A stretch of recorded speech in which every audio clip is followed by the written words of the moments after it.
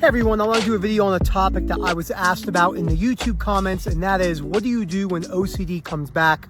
What do you do when you thought you were recovered, but then you wake up one day and your symptoms come back full blown? And I think this is a really good question because every single person who goes through OCD and anxiety recovery will have this pop up at some point or another. No one has a journey at the chronic level that I've ever worked with. And I've worked with hundreds, if not thousands of people over the last couple of years alone, which, the webinars and coaching sessions, that hasn't thought at some point they were recovered, and then they realized they didn't, their beliefs were actually much deeper than they thought they were.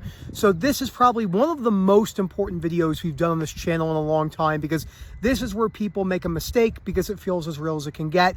It always comes back with that extra level of realness. That's what it does. That saying where we say we starve the beast, although it's not exactly what's going on, there is some applicability in that, and that is one of the number one reasons why we go back to doing compulsions and avoidance behaviors. I'm here in the park right now by my house.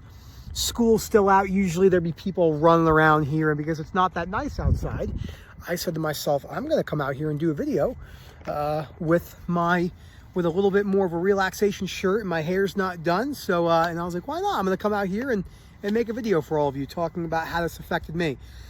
So there were, and this doesn't mean anything, there wasn't as many times in my journey to sensory motor recovery that I was fooled by thinking I was recovered as much as there was with my body dysmorphia fears and my fears of being overweight and my fears of not having muscle. That one really got me a lot. When I thought I was doing great, I'd have a week or two of feeling really good, and it would come back and smack me in the head, and I would have panic attacks, and it would make me think I made no progress. That doesn't mean it didn't happen on my sensory motor recovery journey. It just means it didn't happen as frequently, in my opinion. That doesn't mean anything. It just means that I developed the belief about sensations better than I did about physical appearance and rejection, which is more common. I'd have to imagine, with all the people that come in with, say, harm OCD, POCD, cheating OCD, anything, responsibility OCD, jacked up, making it feel like, oh my gosh, should I leave that there? I'm a terrible person. Because rejection in this society is held with such a black and white manner where people are petrified of being rejected. It makes a lot of sense why people have those direct fears like that. So that does make a lot of sense. So I want to give you just a foolproof kind of not in a sense of like a blueprint, but just make it kind of punchy of mistakes that I made and the mistakes that people make when they have these moments, when OCD comes back. Now, the first thing I want to say is, just because you've reached OCD recovery for long periods of time doesn't mean it could never come back. The chances are low. If your perspectives have truly changed, it doesn't mean you can't be triggered again. But it certainly doesn't mean what you hear on social media when people say, I have not been triggered with sensory motor in over 2 years. And that doesn't mean it hasn't tried to slip its head in there and open the door a little bit here and there. Of course it has, because that was one of my primary themes. But it has never become a full-blown relapse. Can that happen? Sure, it's no certainty, but the chances are very, very low. But on social media, people are like, oh, I was recovered and I had the worst relapse ever. I was recovered in this and that. And, oh, I was in recovery for 6 months. Now I'm not in recovery. I was in recovery. So the reality is highlighting that you weren't in recovery, more than likely, if you're having those frequent relapses and you're still struggling. And if I followed someone around and looked at their life, it's pretty easy to tell they probably weren't in recovery, because they have all these fears based around, anything that they're dealing with. So the first thing you want to look at, the very first thing, as soon as you have that, is to do nothing. No major changes. No jumping to the books on the reading list. No going to disputing. You're going to do some of it automatically mentally, because that's the fear response. It brings that automatic, I'm going to jump on this right now, but you want to refrain yourself from really going into a deep dive and needing it to be gone. That is very, very important. Number two, you want to make sure you're not falling back into compulsions and or avoidance behaviors as best as you can. If you do, so be it. Analyze, not in like, oh, I'm analyzing in an OCD way. Okay, fell into some compulsions. How do I change this and go forward?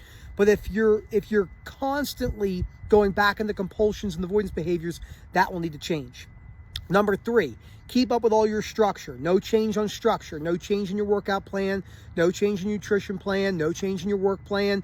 No change in how you answer phone calls. No change in canceling vacations or plans or trying to make sure you're not going to be burned out or anything like that. So you have to keep an eye on that, because that is something that will happen probably much easier when you're triggered because your guard's down, right? When you're really anxious, when you have chronic shame and guilt, it's really easy to jump back into these things where you're thinking, oh my gosh, I have to do something right now to get rid of this. But the reality is you don't have to do anything like that. And the more you think you do, the more you give OCD the upper hand. Now, before I go into when you could start doing some stuff with disputing, I do want to mention a few things. There is no right or wrong line in the sand on, well, when can I look at my beliefs? When can I kind of chip away at it again? I would say for the first couple days or so, try your best to go as best as you can with just wearing it. As that initial drop of anxiety, shame, and guilt come down, then you can chip away a little bit. So, but again, the big mistake that people do is if they read all the books on the reading list, they're opening the books back up again automatically. They're jumping to the paper, they start disputing automatically. They're making some sort of life structure change. I'm having too much caffeine, change. Oh, wait a second, I'm working too much, change.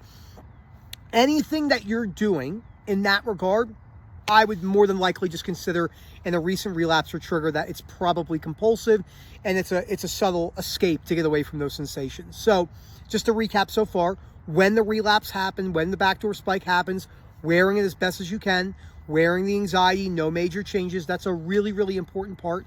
After that, and a few days go by, then you can slowly chip away at your fears, and that is a key part of that. But if you do it right away, that's when we get ourselves into trouble and we open up the door for fear again. Remember, there's no guarantee that you can never be triggered again. There's absolutely no universal law that you can never be triggered again. So this can happen. So it is important to realize the realities of OCD. I hope you guys enjoyed this video. Not too much of a long one today. I kind of just go until I'm done talking. Sometimes they're 7 to 8 minutes. Sometimes they're 20 minutes. It really depends on what I'm talking about. This one is just pretty much short and sweet and right to the point. Relapses and backdoor spikes are going to feel very real. It's going to turn the heat up even more. We all are going to fall into victimhood. Why me? Why this? Pulling yourself out of that, realizing there's no universal principles on why this can't happen. You go forward and then you make some changes when necessary. Thank you so much for watching. Remember, Phil at OCDrecovery.com. We have a lot of great content coming up. Remember, we have webinars every Tuesday, 8:30 p.m. UK time. If you email Phil at OCDrecovery.com, you'll get all the webinars. He can give you that and information about our one-to-one sessions and packages and webinar and coaching packages. If you're not a member of our Facebook group, please join OCD Recovery. 18.5 thousand members in closing. Fastest growing OCD group on Facebook, bar none. And in my opinion, my biased opinion, we're the best. We have a lot of moderation, no reassurance. We're very, very reasonable at how we call it out. And it's not easy to be called out on that stuff, you know, especially when you're having a relapse or a backdoor spike and you're falling into those behaviors again. Keep an eye on the behaviors, keep an eye on the compulsions, make sure there's no major changes, and that's where you want to start. As it starts to subside a little bit, slowly chipping away at the fears, but you don't have to jump back to the notebook or anything like that. Thank you again, everyone. As always, have a great day.